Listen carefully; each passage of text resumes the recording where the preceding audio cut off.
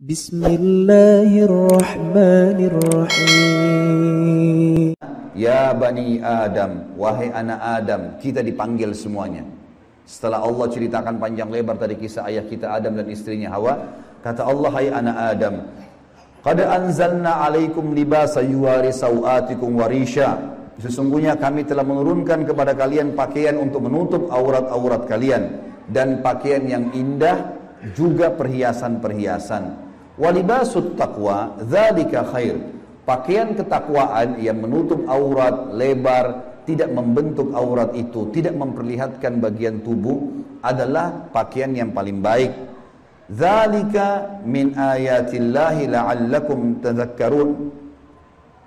La'allahum yatadhakkarun. Dzalika min ayatillahi la'allahum yatadhakkarun. Itulah ayat-ayat dari Allah, mudah-mudahan mereka mengingatnya, anak cucu Adam.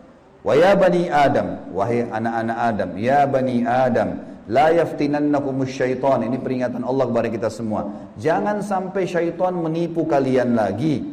Kama akhraja abawaikum minal jannah, sebagaimana dia telah berhasil mengeluarkan kedua orang tua kalian, Adam dan istrinya Hawa, dari surga. Yanzi'u anhuma libasahuma liyuriyahuma sawatihima, yang akhirnya membuat baju keduanya terlepas. Kata ulama tafsir, godaan syaitan yang pertama, bagaimana orang terbiasa terbuka auratnya sehingga menggoda orang lain, sebagaimana digodanya ayah kita dan ibu kita dulu. Innahu yarakum huwa wa qabilu min haitsu la tarawnahum. Sesungguhnya dia, iblis itu sama pengikut-pengikutnya melihat kalian yang kalian tidak bisa lihat mereka. Kita nggak bisa lihat iblis, tidak bisa lihat syaitan, tapi mereka bisa lihat kita. Di sekitar kita mereka ada. Inna ja'alna syayatina awliya lil ladzina la yu'minun.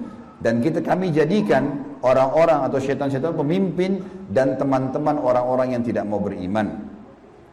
Jadi ayat-ayat yang panjang lebar tadi teman-teman sekalian, mohon maaf ini agak panjang tadi saya bacakan, karena memang di situ inti yang kita ingin jelaskan. Kalau ayat kita manusia pertama pernah lihat malaikat, pernah lihat iblis, tahu iblis itu musuh, tapi pernah melakukan pelanggaran. Dan Adam alaihissalam pada saat itu taubat kepada Allah. Dan Allah sudah bongkar siapa tuh syaitan, disuruh jadikan sebagai musuh. Tahu musuh teman-teman? Kalau saya lagi pegang pedang, syaitan lagi pegang pedang, musuh saya lagi pegang pedang di medan perang, saya harus berhati-hati menangkis serangan atau menyerang. Kalau saya diam, diserang tidak nangkis, saya akan dibunuh. Syaitan akan selalu berusaha, targetnya adalah menyesatkan, membunuh manusia. Kalau kita lepas misalnya daerah dada terbuka sedikit, dibelah sama dia nggak akan coret, dia akan tusuk, berusaha supaya kita mati. Orang dibuat dosa. Begitu buat dosa, dibuat putus asa supaya bunuh dirilah dia. Sampai mati. Bagaimana syaitan bisa membunuh anak Adam itu? Memang sudah itu targetnya iblis. Dan iblis ini teman-teman sama dengan Adam. Sekarang kita ini semua anak cucunya Adam. Iblis punya anak cucu sebanyak ini. Kerjanya disesatkan oleh iblis supaya menyesatkan anak Adam. Selalu mereka lakukan itu teman-teman sekalian. Maka Allah mengingatkan kepada kita dengan hati-hati sekali. Ingat, jangan jadikan syaitan itu sebagai teman-teman kalian. Dan perlu teman-teman tahu, jin ini lebih banyak jumlahnya dari manusia ya. Lebih banyak. Iblis tadi yang kita sedang bahas, salah satu dari golongan jin. Jadi ada jin-jin yang lain. Allah ceritakan dalam surah jin khusus. Surah nomor 72 bicara masalah itu. 18 ayat pertama, itu Allah menceritakan tentang masalah adanya jin-jin beriman. Jadi di alam jin ada jihad, ada dakwah. Tetapi kepada syaitan, dan syaitan ini golongan fasik dan golongan kafir dari jin. Ada jin mukmin, ada jin fasik, ada jin kafir, sama manusia. Ada manusia beriman, ini yang beriman manusia, dan jin yang beriman tidak akan interaksi. Kalau golongan fasik dari manusia dan golongan kafir, fasik maksudnya muslim tapi masih banyak dosanya. Di alam jin juga ada jin fasik, muslim tapi banyak dosanya, dan ada kafir. Di alam jin, fasik sama kafir ini namanya syaitan. Jadi semua syaitan pasti jin, tidak semua jin itu syaitan. Bisa ditangkap ini ya? Oke. Ini pemahamannya. Nah, syaitan ini dipimpin oleh iblis. Jadi iblis bukan raja jin, tapi raja syaitan. Teman-teman sekalian, semua syaitan kita disuruh jadikan musuh. Kalau datang, diusir. Kalau kita ganggu syaitan, Atau syaitan ganggu kita, kalau kita diganggu oleh syaitan, maaf, bahasanya gini, kalau kita diganggu oleh syaitan, tadi saya keliru ucapinnya. Kalau kita diganggu oleh syaitan, kita harus usir. A'udzu billahi minasyaitonir rajim. Mulai ada malas ibadah, mau buat dosa, mau buat zina, a'udzu billahi minasyaitonir rajim. Syaitan lagi datang nih godain. Saya berlindung kepada Allah dari syaitan yang rajim. Rajim itu dirajam, teman-teman. Jadi kalau bahasa Indonesia terjemahan terkutuk itu sebenarnya kurang tepat itu. Tepatnya rajim itu adalah dirajam. Rajam itu malaikat ambil panah api dipanahin dia. Jadi kalau kita diganggu oleh syaitan kita bilang a'udzubillahi minasyaitonirrajim, itu Allah datangkan malaikat bunuh syaitan tuh yang sedang goda kita. Dirajam dia, dilempar dengan panah-panah api. Seperti Allah bilang dalam surah Al-Mulk, wa ja'alnaha rujuman lisyayatin. Dan kami jadikan bintang-bintang itu sebagai panah-panah untuk mematikan syaitan-syaitan. Jadi nggak boleh berteman, nggak boleh menikah, nggak boleh interaksi, nggak boleh apa-apa. Mereka punya dimensi waktu yang berbeda. Tidak boleh lintas alam. Teman-teman, kita ini manusia. Manusia sudah Allah ciptakan makanan kita. Makanan kita inilah daging, ini ayam, ada sayur-sayuran, ada buah-buahan yang kelihatan depan mata. Yang manusia bisa cocok tanam, bisa ternak, itu makanan kita. Inilah kita, inilah baju kita, inilah penglihatan kita yang kita bisa lihat, inilah bangunan rumah kita dan masjid kita. Ini alam kita, teman-teman. Untuk membuat manusia lain suka dengan kita, simpatik, ada cara manusiawi.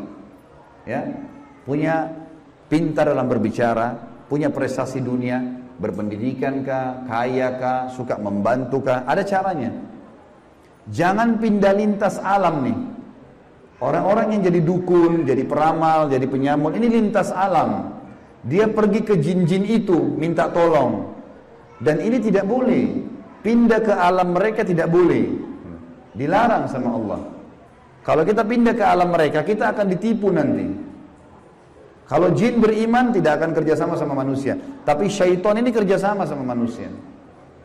Ingat, kita pemimpin. Garis bawahi kalimat ini. Jadi, orang-orang yang jadi dukun itu kalau mereka pergi ke bersemedi di gua, di pinggir pantai, manggil-manggil wahai dewa, wahai penjaga ini, apalah di Indonesia, ini Roro Kidur lah atau apa semua dipanggil Gondoruo, Tuyul. Ini semua teman-teman bahasa yang diucapkan oleh manusia karena tidak faham kedudukan dia. Dia kalau lagi bersemedi di situ, syaitan yang lewat di sekitar tempat itu muter-muter lihat, ini manusia, ini pemimpin saya ini. Nggak bisa, dia mengalahkan manusia nggak bisa. Syaitan nggak bisa kalahin kita. Syaitan hanya bisa bisik saja, buat, jangan, gini, cuma begitu. Nggak lebih daripada itu. Bapak Ibu sekarang waktu mau kesini tadi ke masjid, mungkin ada syaitan bisikin, jauh, keburu nggak ya, dapat tempat atau apalah. Tapi Bapak Ibu tetap jalan. Syaitannya mau buat apa? Nggak bisa buat apa-apa, cuma bisa bisik. Jangan, gini, gitu, segala macam. Cuma itu. Manusia kalau bantah, nggak bisa buat apa-apa dia. Nggak bisa syaitan menjelma cekik kita, enggak, kamu harus berzina. Enggak. Syaitan cuma bisik, itu zina, itu perempuan, itu begini. Tapi kalau saya bilang enggak, saya nggak mau. Terus syaitannya buat apa? Nggak bisa buat apa-apa, lemah sekali. Allah bilang inna kaida syaitani kana dhaifa. Syaitan itu lemah sekali. Kalau ada manusia yang tidak faham tentang kedudukan mereka sebagai khalifah, ditipulah oleh syaitan itu. Sama tadi orang bersemedi itu. Sebenarnya teman-teman sekalian, di muka bumi ini yang mengatur kadar udara, oksigen yang kita hirup, populasi manusia, populasi hewan-hewan, kadar panas, udara, api, air, segala macam, ini ada malaikat-malaikat. Teman-teman kalau mau baca surah Al-Ma'arij dan surah Al-Buruj, surah nomor 77 dan surah nomor 79, di situ disebutkan panjang lebar tentang tugas-tugas malaikat. Jadi yang urus lautan, urus gunung, urus tumbuh-tumbuhan, semua ini malaikat, makhluknya Allah. Rukun iman kita yang kedua, kita harus yakin mereka ada. Nah, kalau ada manusia datang ke gua-gua ini, minta-minta, panggil syaitan, panggil dewa, panggil penjaga gua atau apa saja, syaitan di sekitar situ tadinya takut sama manusia ini. Makanya orang kalau bersemedi nggak pernah kurang dari 3 hari, 1 minggu, ada yang 1 bulan, ada yang bertahun-tahun bersemedi.